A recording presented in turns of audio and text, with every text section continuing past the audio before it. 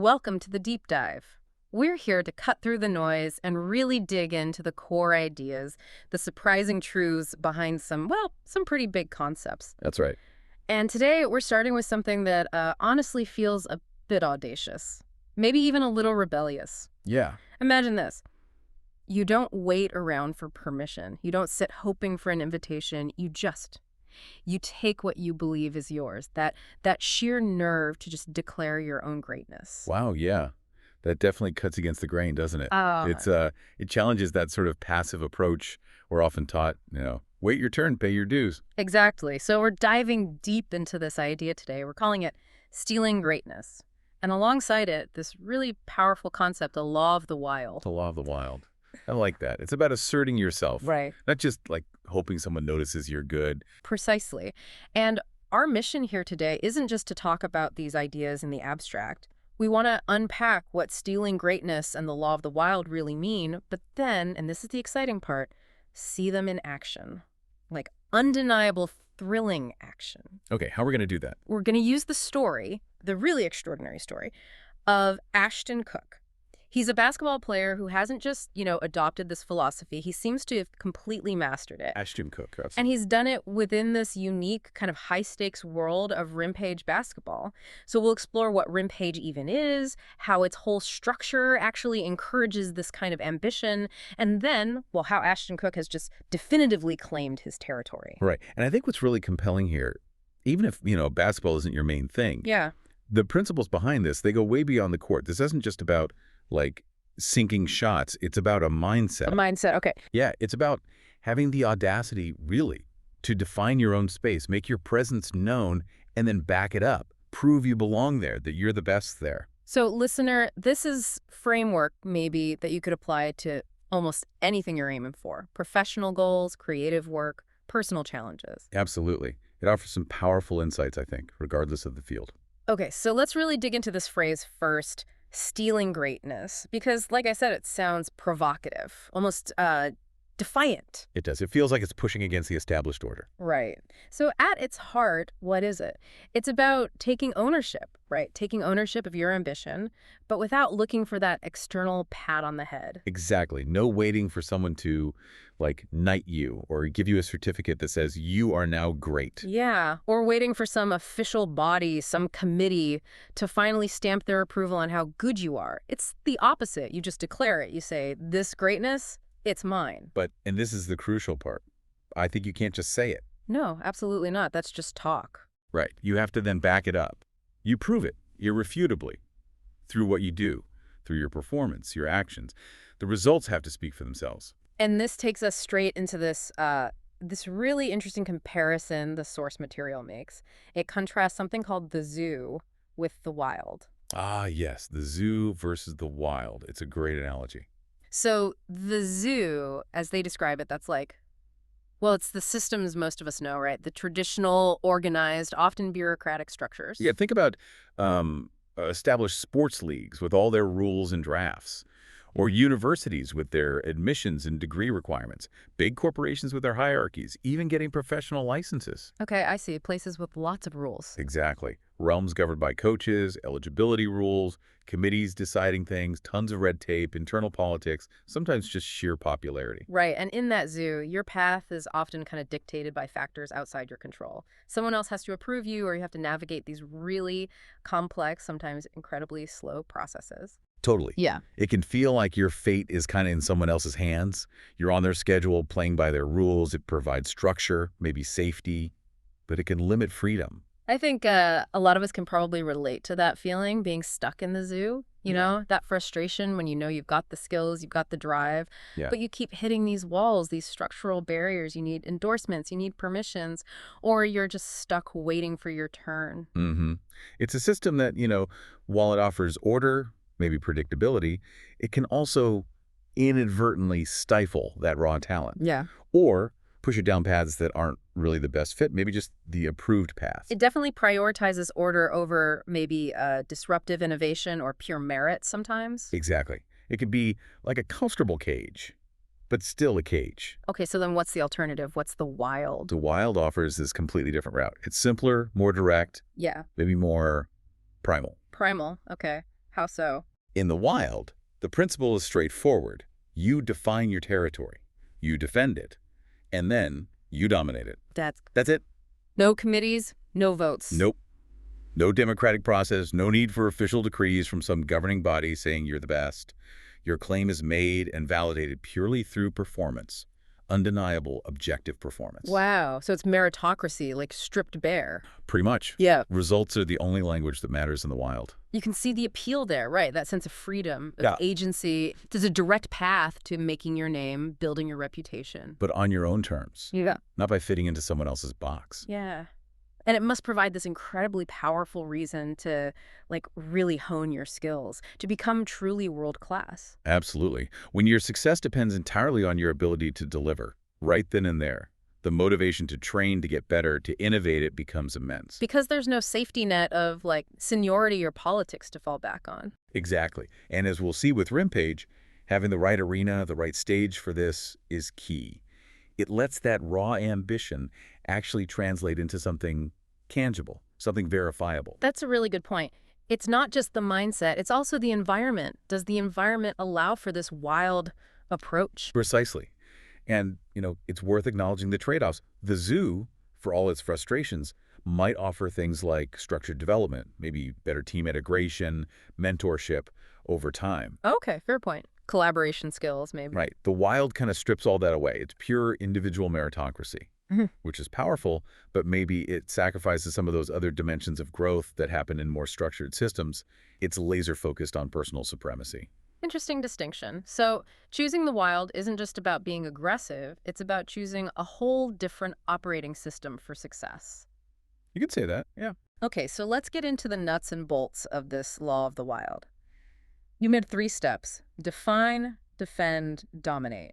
Let's start with define. What does that actually mean? How do you define your territory? So define is about identifying your space and planting your flag. And crucially, it's not a quiet thing you just think to yourself. Not just an internal goal. No, it's a public declaration, a verbal assertion backed up by how you carry yourself that you own this space. What kind of space are we talking about? It could be anything, really, Yeah. a specific skill set. I'm the best coder for this type of problem. A physical location, this gym is mine. An entire city, like we'll see with Ashton Cook, or even, a professional niche. This area of expertise, that's my domain. And you have to say it out loud, publicly. That seems to be the key. Make it explicit. Issue direct challenges if needed. The source gives that example of Patrick Johnson. Right, challenging the supposed best player at TCU or anyone who steps into his gym. Exactly. And maybe even using social media, going public with the challenge to make sure everyone knows. No ambiguity about your intentions. You're putting your stake in the ground. Okay, but what happens if you issue a challenge, maybe even publicly, and nobody takes you up on it? What does that mean? That's where it gets really interesting strategically. Yeah. The lack of a response, the silence, can be just as powerful as a victory in a contest. Oh, so. Well, think about it. If you loudly declare, I'm the best here, prove me wrong, and everyone just looks away or makes excuses, what message does that send? It kind of suggests they don't believe they can beat you, or they're afraid to try. Exactly. It could imply a lack of confidence, a strategic dodge, maybe even an unspoken admission that, yeah, you probably are the top dog. It strengthens your claim without you having to lift a finger, competitively speaking. So the silence actually becomes part of your narrative. It solidifies your define phase just by default. Yeah. That's a psychological power play? It really is. It's not just winning by default. It kind of exposes the ecosystem's willingness or unwillingness to engage. It forces the issue. Either someone steps up or their silence speaks volumes. It challenges the very meaning of being the best if you're not prepared to prove it when called out. Okay, so you've defined your territory. Maybe someone does step up. Now what? Now comes step 2. Defend. This is where the talking stops and the doing starts. Right. Put up or shut up time? Pretty much. If someone accepts your challenge, you have to be ready. Physically, mentally, skillfully. All that training, that preparation, that honing of your craft, this is the moment it counts. You have to demonstrate that your claim wasn't just empty words. It was a statement of fact. So every competition, every match, it's not just a game anymore. No, it's a defense of your stated territory. The stakes are incredibly high. Yeah. A loss isn't just, oh, well, better luck next time. It's a direct hit to your authority. You might lose your claim, at least for a while. And this is where something like Rimpage becomes critical, right? With its emphasis on proof. Absolutely crucial. Because in this wild system, you need tangible evidence. And Rimpage demands it. Video recording. They actually say if it's not on film, it didn't happen. Exactly. That's not just a catchy phrase, it's a core rule. The video is the undeniable objective proof. It settles who won, who lost. No room for arguments, opinions, or he said, she said. It removes all the subjectivity. The film is the truth. Which is vital for a system built purely on merit and dominance. It creates that transparent accountability. You defended your turf, or you didn't. The camera doesn't lie. Okay, define, defend. What's the third part? Dominate. Dominate. Okay, so this isn't just about winning one challenge or even winning most of the time. No, dominate implies something more profound. It's about winning consistently, overwhelmingly, building a record, an aura that leaves absolute zero doubt in anyone's mind about who is number one in your defined territory. So it's about establishing like a reign, an era of supremacy. That's a good way to put it. It requires not just skill, but incredible mental toughness and sustained excellence over time. It's about making challenges seem almost futile before they even begin. And does it stop there? Once you dominate, say, your local gym? According to the law of the wild, no. The ambition doesn't just plateau. Once you've subdued one territory, a gym, a city, the drive is to expand. Ah, so you move outwards, conquer the state, then the country. Exactly. It's this continuous quest for greater dominance. Yeah. Always seeking the next level, the bigger challenge, an insatiable need to prove yourself against tougher and tougher opposition. And the end result of all this? Define, defend, dominate, expand. The outcome is that your name becomes greatness. Your reputation isn't just suggested, it's undeniable, forged through countless victories documented on film. You didn't ask for it, you didn't inherit it, you took it. You stole your greatness through this relentless cycle. It's a self-reinforcing loop of achievement. Okay, this is fascinating. So now let's bring a Rimpage into the picture more clearly, because it sounds like it's the perfect, almost purpose-built arena for this law of the wild. That seems to be exactly how it positions itself. The source material calls it a new system, deliberately clashing with an old mindset. Meaning clashing with the zoo mentality. Precisely. It aims to crown its kings and queens based purely on facts, on the truth of your skill displayed on the court. Not on hype, not on who you know, not on popularity. It's designed as a pure meritocracy, built on that verifiable performance we talked about. And a key part of that is how much control it gives the players, right? It takes the power away from the traditional gatekeeper. Absolutely. That player-centric control is fundamental. Athletes schedule their own one-on-one matches. They pick who they play, when they play, where they play, indoors, outdoors. So you can play 10 times a week if you want it, or just a few times a year. Exactly.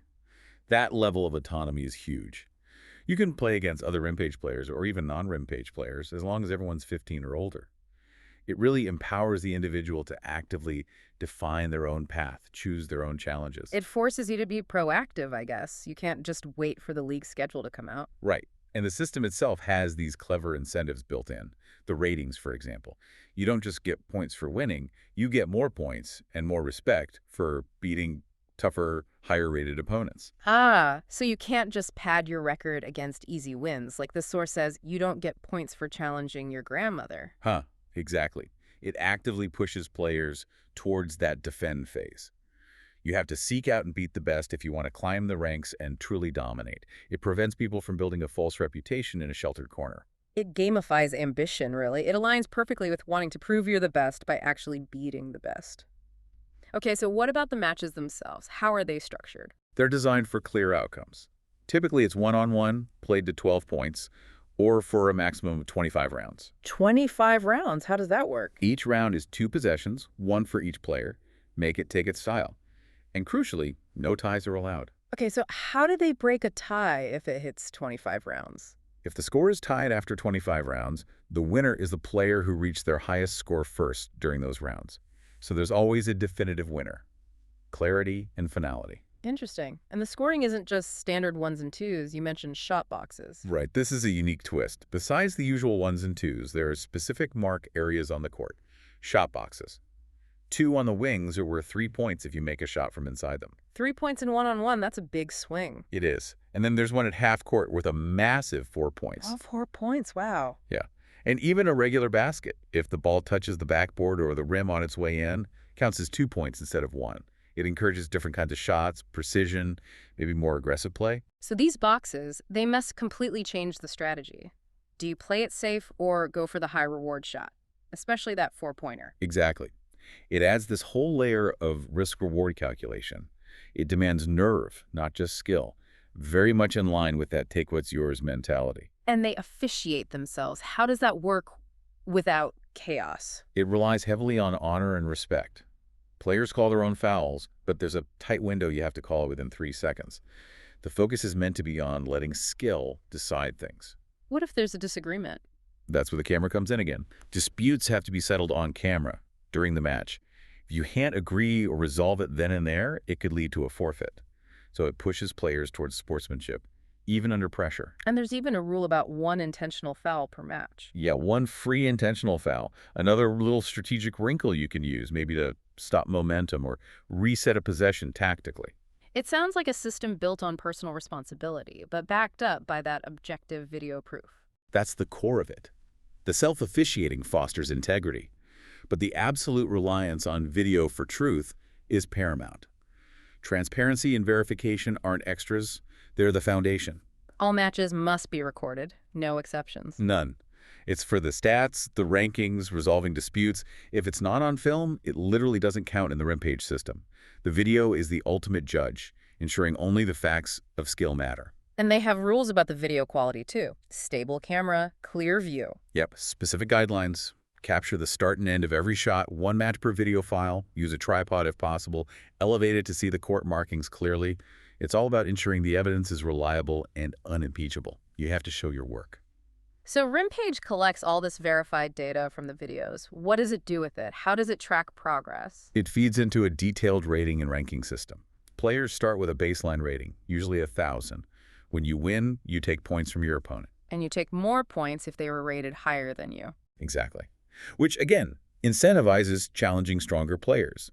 As your rating climbs, you graduate to new classes, hitting 1,400, then 1,800, and so on. The very top tier is called Sani Vate, which requires a rating over 4,000.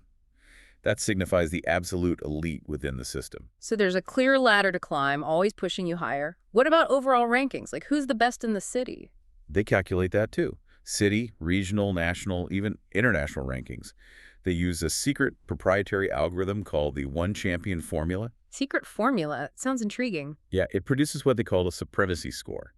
And based on that score, Rimpage claims it can predict the best player in any given group size. It's their objective measure of who's truly at the top. This is how you build your legacy through cold, hard data, tracked and celebrated by the system. And it's not just about rankings and legacy, right? There are tangible rewards. Oh yeah, significant ones. Trophies, badges, sure, but also serious cash prizes. Yeah. Even things like cars and houses are mentioned as potential rewards at the highest levels. Cars and houses, wow. Plus, scholarships, sponsorships, endorsements. Their stated goal is to offer top players better rewards than any other league out there. It really connects that demonstrated dominance, that stolen greatness, with major life-altering benefits. So Rimpage really does seem like the perfect ecosystem for this law of the wild. It provides the stage, the rules, the proof, and the payoff for anyone bold enough to try and dominate. It creates that environment where defining, defending, and dominating isn't just a philosophy, it's the literal path to success and recognition. Okay, so we've got the philosophy stealing greatness, law of the wild, and we've got the arena Rimpage. Now let's put a face to it. Let's talk about Ashton Cook, the guy who apparently is the embodiment of all this. The king who stole Dallas. Yes, Ashton Cook. His story really brings these concepts into sharp focus. It starts with this incredibly bold move, July 11th, 2025. He's already the #1 ranked player in Rimpage. That's right, already at the top of their system. And he doesn't just sit there. He makes this declaration, I own Dallas. Just puts it out there. Talk about defining your territory. Couldn't be much clearer than that. And he backs it up with a challenge, an open challenge to literally every basketball player in Dallas. Doesn't matter their age, league, level, prove him wrong, outrank him in Rimpage. It's the ultimate public assertion of dominance. He's not just claiming the Rimpage #1 spot, he's claiming the entire city's basketball scene. So what happened? Did people line up to take him down? This is where it gets stunning. According to the source material, zero. Absolutely zero challengers stepped up to formally try and take his rank. Zero, in a city the size of Dallas, full of basketball players. Zero. The city was supposedly in an uproar, lots of talk, lots of debate, online and offline, but no action. No one actually entered the Rimpage system to issue that direct challenge. And this went on for a while. Yeah, the source highlights the time frames. 53 days passed. Then they mention a specific 7-day period, 168 hours. Then another 48 hours later. Still nothing. The silence was deafening. Wow. So just like we talked about with the define phase, the lack of response basically proved his point. It solidified his claim by default. It became this massive psychological victory. All the talk meant nothing because, as Afton himself put it, echoing that Rimpage philosophy. Words don't earn rankings. Skills do. Exactly. Rimpage is about the facts on the court, the verifiable results. And the fact was, nobody was willing, or maybe nobody felt able, to challenge the king in his chosen arena. He defined his territory, and the silence confirmed his dominion. It really makes you wonder about the mindset of potential challengers. What stops someone in that situation? Fear, respect, strategy. It's impossible to know for sure, but the outcome is the same. It reinforces the power of not just being good, but being perceived as untouchable because you've consistently backed up your claims. Ashton's journey to that point, though, wasn't just about making declarations. It was built on overcoming incredible odds. Yeah, let's talk about his backstory. It wasn't an easy ride to the top. He almost lost everything, didn't he? He really did. Back Yeah. in 2021, he was on the verge of turning pro. Had a contract offer in the Dominican Republic, a huge opportunity. Living the dream. And then, bam, a sudden, severe liver infection hits him. He's hospitalized for a whole month, loses a ton of weight. Yeah. And maybe the most devastating part, he had to learn how to walk again. Unbelievable. That could easily end a basketball career right there. For most people, it probably would. But from that hospital bed, Ashton apparently made this deep promise to himself, to God, that he wouldn't give up. He refused to let this define him negatively. So he didn't just recover, he took charge of it. Completely. He essentially did his own rehab, took control, rebuilt his body, rebuilt his game, came back stronger, more focused. That whole ordeal, that struggle and resilience, you could see that as his first real act of self-definition in this new phase of his life. And his comeback wasn't gradual. He burst back onto the scene. Pretty much. His first big test was a Rimpage event, the next Big Star Showcase. Yeah. He didn't just participate. He entered both the King of the Court tournament and the three-point shootout. Ambitious. And he won both. Just like that. The source says the comeback was complete. The rise had begun. It was an incredible statement. He wasn't just back, he was aiming for the top immediately. So that win put him on the map within Rimpage. How did he move into the defend phase? Well, shortly after that, in May 2022, Rimpage launched his city battles in Dallas-Fort Worth. This was the open arena for everyone in the Metroplex to fight for that #1 spot. And Ashton jumped right in. Jumped in and climbed fast. He quickly became the dominant force, securing that #1 ranking in the DFW area. He was actively defending that top spot from the beginning, taking on all challengers within the Rimpage system. But it wasn't all smooth sailing even then. There was a setback. Right. An injury sidelined him for a period, and while he was out, another player, Jezreel Harrington, managed to claim the top spot. Ah, so his territory was breached. Temporarily. That must have been a test. A huge test of his resolve. But when Ashton returned, he didn't just squeak back in. He came back with a vengeance. He reclaimed his crown and then went on a tear, becoming the first player in Rimpage history to reach 30 wins, marked by a significant winning streak. He wasn't just defending, he was reasserting dominance.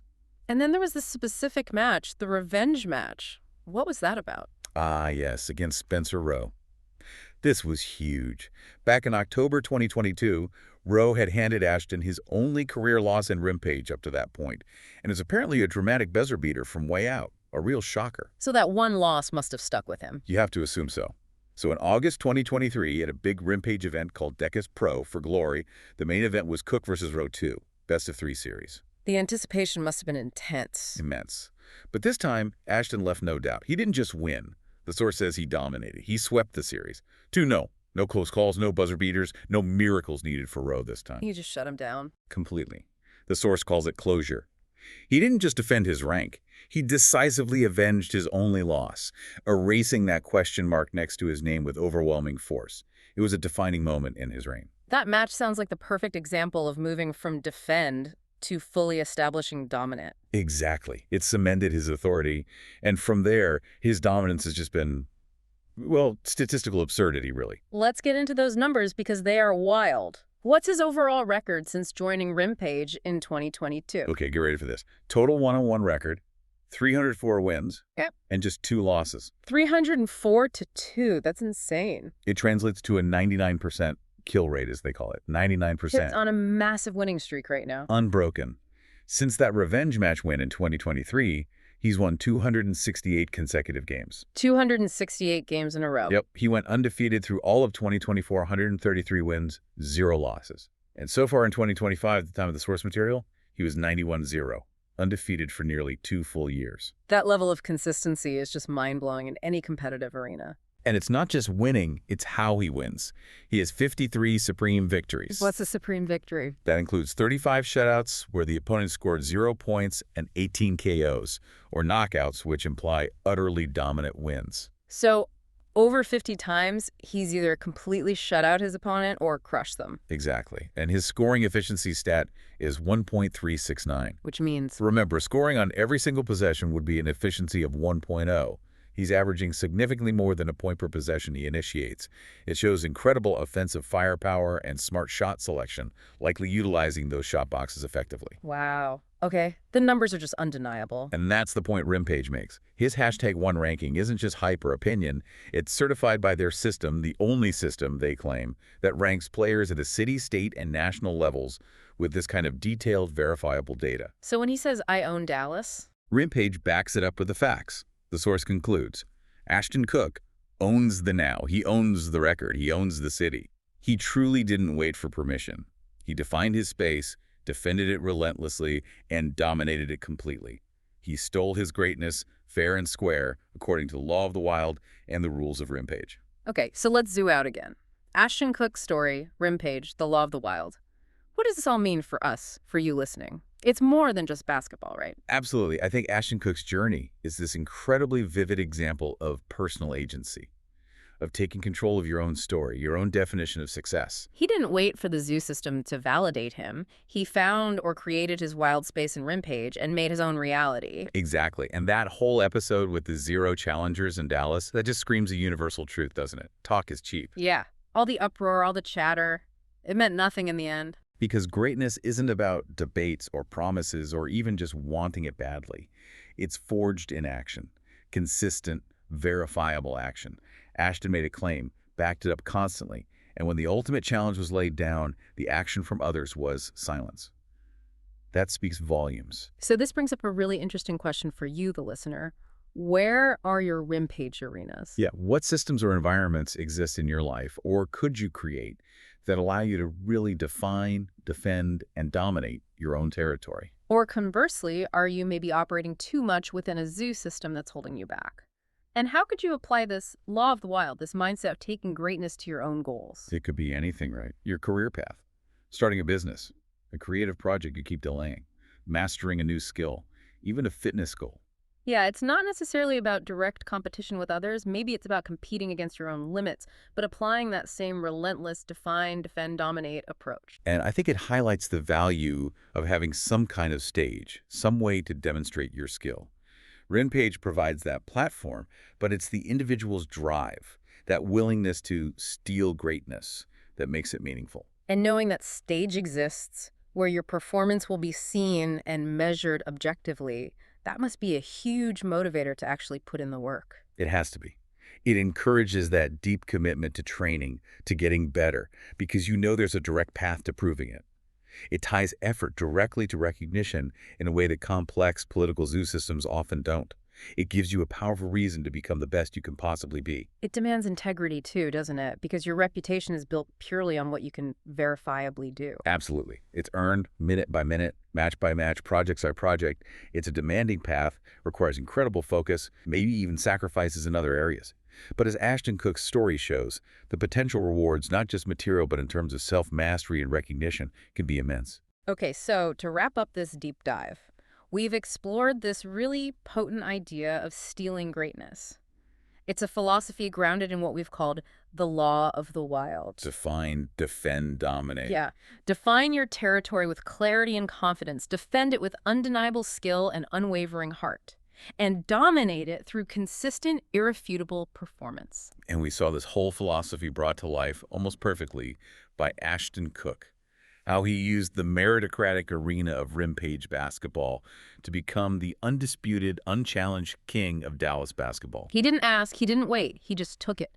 Game by game, streak by streak, challenge by challenge, or lack thereof. His story really is a powerful testament to self-determination, to carving your own path when the traditional ones don't fit or aren't fast enough. So we'll leave you with this final thought, something to chew on from today's deep dive. Hmm. What territory, what goal, what piece of greatness are you maybe waiting for someone else to grant you permission for?